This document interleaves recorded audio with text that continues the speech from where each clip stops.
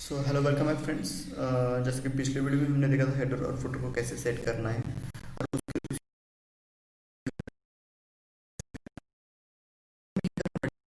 अपनी वेबसाइट के लिए क्या चाहिए, फ्रंट एंड चाहिए। तो अगर हम फ्रंट एंड खुद बनाते बैठेंगे तो इसके लिए बहुत टाइम लगेगा। तो इसके लिए हम क्या करते हैं, मैं ज़्यादातर सभी कंपनी में ऐसे किया जाता है। तो उनके पास क्या होता है कि ऑलरेडी पहले से बहुत सारे टेम्पलेट्स होते हैं। अगर उनके पास कोई प्रोजेक्ट नया प्रोजेक्ट आ जाता है तो वो लोग क्या करते हैं, उसी में से उसी टेम्पलेट में से एक परफेक्ट टेम्पलेट सिलेक्ट करते हैं और उसमें ही एडिट मॉडिफाई करते हैं। तो हम भी वैसा ही करेंगे। तो अपने बुक स्टोर प्रोजेक्ट के लिए मैंने एक टेम्पलेट चुना है, ये वाला टेम्पलेट। मैंने इसकी लिंक नीचे दी हुई है, आप उसे या इस टेम्पलेट को वहाँ से उसे डाउनलोड कर सकते हैं। तो जैसे देख सकते हैं, ये वाले टेम्पलेट को हम अपने वेबसाइट में यूज़ करेंगे, अपने प्रोजेक्ट में यूज़ करेंगे। तो इसके बाकी सारे लिंक्स सभी चल रहे हैं। सो अगर आप डाउनलोड करने के बाद आपको कुछ इस तरह का फोल्डर मिल जाएगा। जैसे देख सकते हैं, मैंने डेस्कटॉप पे इसको एक्सट्रैक्ट कर लिया है। जिप फाइल मिल जाएगी आपको 2114 ऐसे कुछ आपको फाइल मिल जाएगी। उसको एक्सट्रैक्ट करने के बाद ये वाला फोल्डर मिल गया। तो मैं इस फोल्डर को ओपन कर लेता हूँ और उस फोल्डर में आपको कुछ ऐसे फाइल्स दिखेंगी। तो सबसे पहले जान लेते हैं कि और इसमें बाकी दो फोल्डर मिल जाएंगे। उस फोल्डर में एक है जेकेरी बूस्टरैप और दूसरे होगी फॉन्ट CSS JS फाइल और इमेजेस होंगे। तो देखते हैं अपनी इंडेक्स। जैसे आप देख सकते हैं, यहाँ पे इंडेक्स पेज है। इसको मैं अपने ब्राउज़र में ओपन कर लेता हूँ। सीधा एंटर बटन दबाए तो ऑटोमेटिक ब्राउज़र में ओपन हो जाएगा। सो जैसे देख सकते हैं, ये मेरे अभी डाउनलोड किए हुए वेबसाइट का टेम्पलेट है और ये जो ऑनलाइन साइट पे अभी मैं हूँ। सो अब हमें क्या करना है, दोनों को क्लोज करता हूँ मैं दोनों टैब को। और जैसे कि हमने पिछले वीडियो में देखा था हेडर फुटर को सेट करना है, उससे पहले देखा था स्टैटिक फाइल को लोड कैसे करना है। तो अब हम क्या करेंगे कि इस फाइल में से जो भी हेडर और फुटर है उसको पहले सेट करेंगे। मतलब क्या होगा कि हमें क्या करना पड़ेगा। नेक्स्ट अगर कोई पेज हम डिज़ाइन करते हैं तो उसमें हमें क्या करना पड़ेगा, सिर्फ हेडर और फुटर वहाँ पे सिर्फ दो लाइन के कोड इंपोर्ट करना पड़ेगा। तो ऑटोमेटिक हेडर फुटर सभी पे कौन से भी एडिटर में ओपन कर लेता हूँ। मैं आपसे टेक्स्ट एडिटर में उसे ओपन कर लेता हूँ।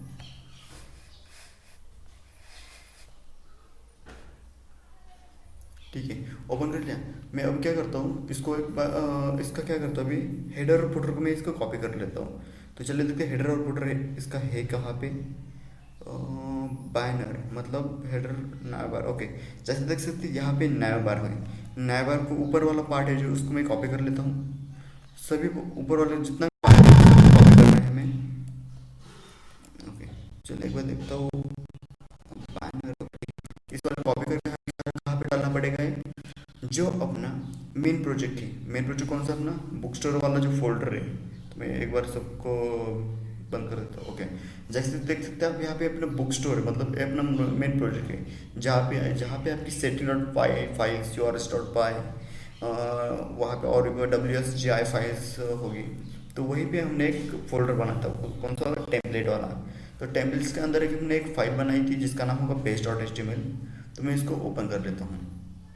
ठीक है, और इसमें जहाँ पे ऊपर वाला जो हेडर दिखा है, तो मैं ऊपर नया बार का अभी जो कॉपी किया है ना मैंने, वो वाला यहाँ पे पेस्ट कर देता हूँ। सो जैसे देख सकते हैं ऊपर वाला अपने सारा वर्ड मैंने पेस्ट कर दिया है। अब फिर से अपना वो एडिटर ओपन कर लेते हैं। तो अब मुझे क्या करना है, इसका फुटर भी कॉपी करना है। तो जैसे देख सकते हैं यहाँ पे फुटर स्टार्ट होगा। तो इस फुटर को मैं सीधा कॉपी कर लेता हूँ। ओके, नीचे वाले पूरे पार्ट को कॉपी करके मैं कहाँ पे डाल देता हूँ, जो नीचे वाला जो फुटर है यहाँ पे लिखा हुआ, मैंने फुटर लिखा है यहाँ पे सीधा पेस्ट कर देता हूँ।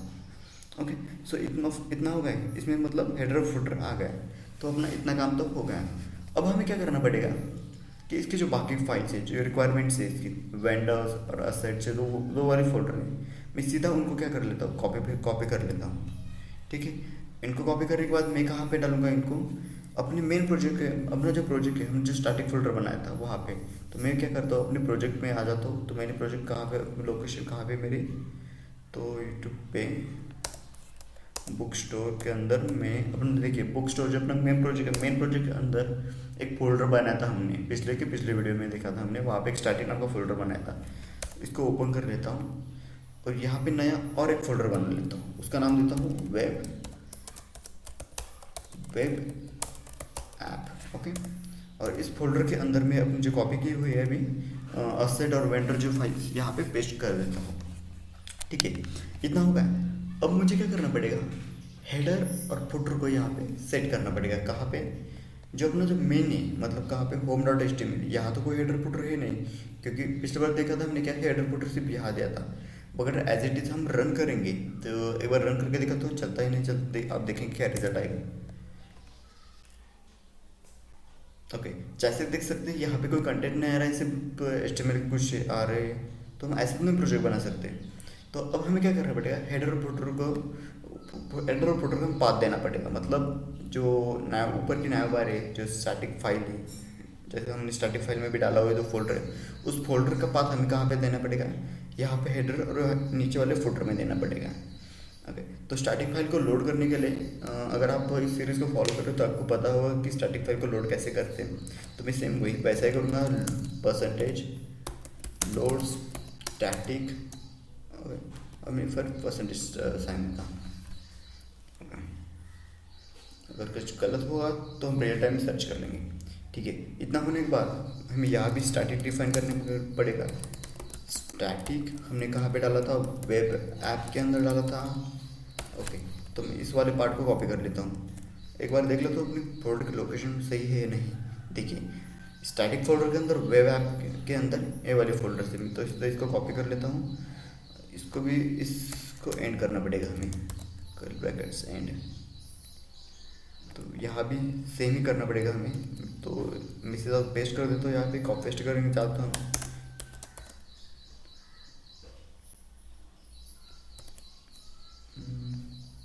जितनी भी सी एस एस फाइल है, जे एस फाइल होगी, वहाँ पे हमें सेम करना पड़ेगा।